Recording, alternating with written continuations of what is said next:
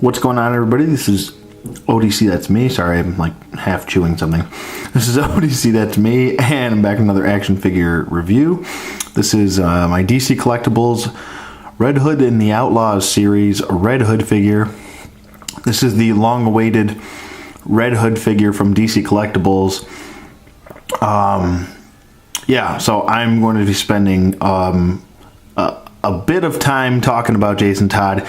He is my favorite character in the DC universe next to Batman. Batman being number one, I would say Red Hood, Jason Todd being my second favorite. But as I bump everything and everything shakes like a goddamn tremor just went through here. This is his nice packaging. Comes in a nice window display with the peeled back DC logo in the front. It says Red Hood on there. On the side, you have a picture of the figure itself. Sorry, it was like burp. I'm like scarfing down a waffle right now because I had no time to eat. Anyway, on the other side, on the back portion, there are the other figures in the series for Red Hood and the Outlaws, and that is Starfire, Arsenal, and Red Hood. Don't quite know for sure if I want to pick up these other two. Maybe if I get them for a good price down the road, I'll pick them up. But for right now, Red Hood's good enough. On the other side, you have the nice silhouette of Red Hood. It looks really good. And so that's pretty much it for the packaging. Let's get them out of package, take a closer look at Jason Todd Red Hood.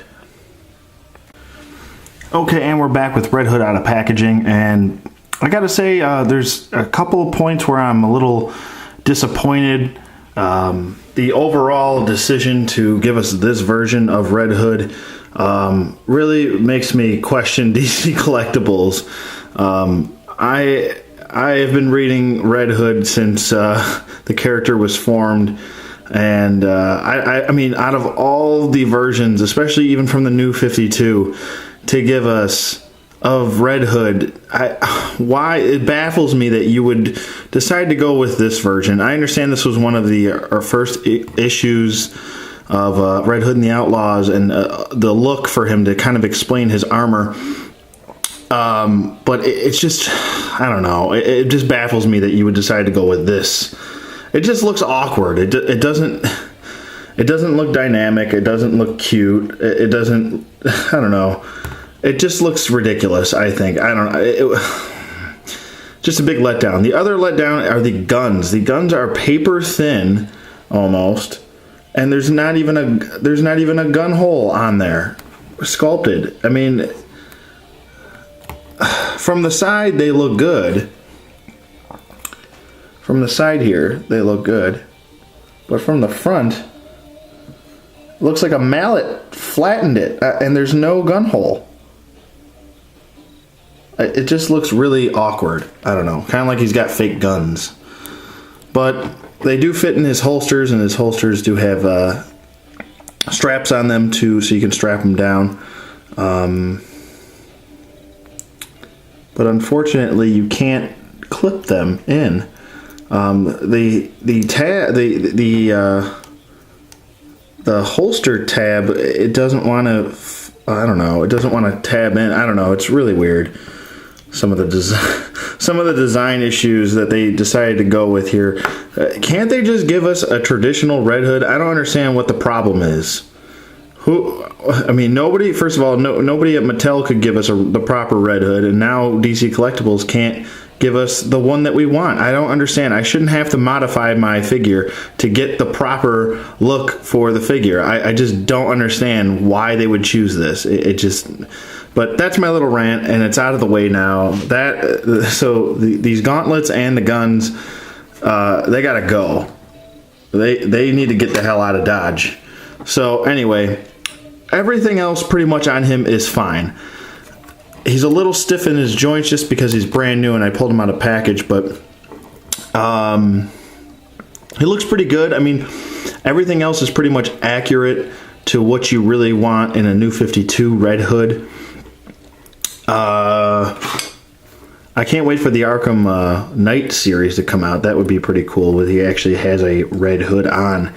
But He looks pretty cool. I'm obviously going to modify this and take all these off. I might actually just make a separate video. I was going to do it in this review, but I kind of annoyed with all of these and I just don't want to deal with it right now. So with that being said, let me get to his articulation really quick, get that out of the way. His head does move side to side. It's a little stiff in the neck. It does look up about that far, and it does look pretty much eye level. It doesn't really look down. His arms go up about this far, which is, I don't know, understandable because of the sculpting of the jacket, but I mean, it could have had a little bit better range of motion there, just a little bit. His arms do a full 360 rotation. He does not have a bicep swivel because he's got a swivel at the elbow. He does have a bend at the elbow, maybe just about 90 degrees. He does have a swivel at the wrist. No hinge though, so you can't, it's just a swivel. No ab crunch. I'm pretty sure he does not have a waist swivel, no. Maybe he does, maybe it's just stuck. No. You're gonna have to pull him off camera. No, there is no waist swivel. Okay, I had to take a closer look, I couldn't really see it. He does have the Y-jointed hips, or T-jointed hips, excuse me, that go out. And they go forward, but be careful when you're moving these legs because they do have a clear ball peg going across for the hips. They go out and they do go back a little bit.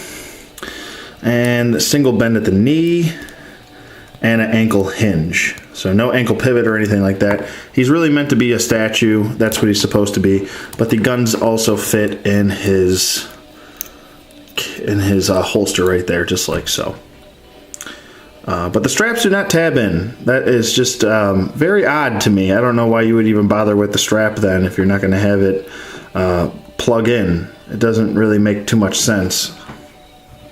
So yeah, I guess they're just meant to be loose all the time, and his guns are meant to fall out all the time. I don't know.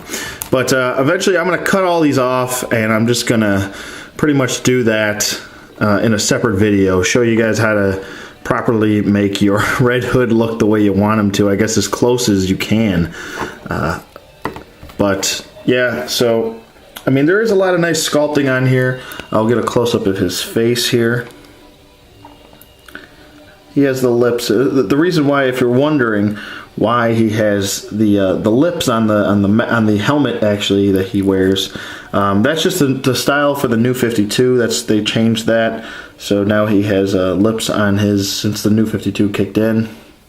The sculpting on his armor underneath is pretty nicely done. The bat symbol is very nicely done. You can't really peel back because the sculpting stops at the edge of the coat, which is unfortunate as well. I would have liked to see a full bat symbol underneath there, but it kind of cuts off right there. So, like I said, good sculpting all throughout onto his back too.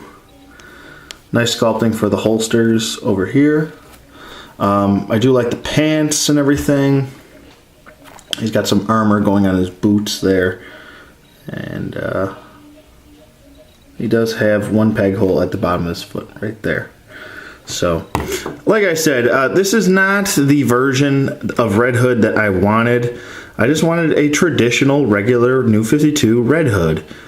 Since we never got even the original first appearance of Red Hood from DC Direct when they were still called DC Direct, you know, which is unfortunate. I really was looking forward to just a regular Red Hood down the line. And then when this guy was announced, I was like, I don't know why they're deciding to go with this look. It just looks ridiculous to me. I don't know. It looks weird. It doesn't really look like blades. They're floppy. They are articulated. You can rotate them. But this one just wants to fall down. It doesn't want to stay up. So each of them do move. But I'm cutting all these off. It just looks stupid to me. I don't know. But, I mean, form your own opinion. I mean, some of you might like it out there, and this might be your cup of tea, but it is not my cup of tea. So they are going to be cut off, and that is the end of that. You actually can remove them. They are at the hinge. You can remove these at the hinge. But I'm just going to save grace, and I'm just going to cut all these off. I'm not even going to bother with that. So with that being said, that's pretty much it. Would I recommend this figure? I don't know. I would say out of the 3 that I got, out of Tim Drake, Batgirl, and him, to get closer to completing my Bat family, I'm going to pick up the Nightwing. I actually have him on pre-order for Monk Time. Out of the 3, I don't really know who's my favorite. I mean, I wanted this guy to be my favorite. They all have fantastic sculpting. The sculpting and the paint are very well done on all 3 of them. But each one kind of let me down a little bit. It was a Batgirl with her small hands and she can't hold her grapple gun, which is actually right here. Her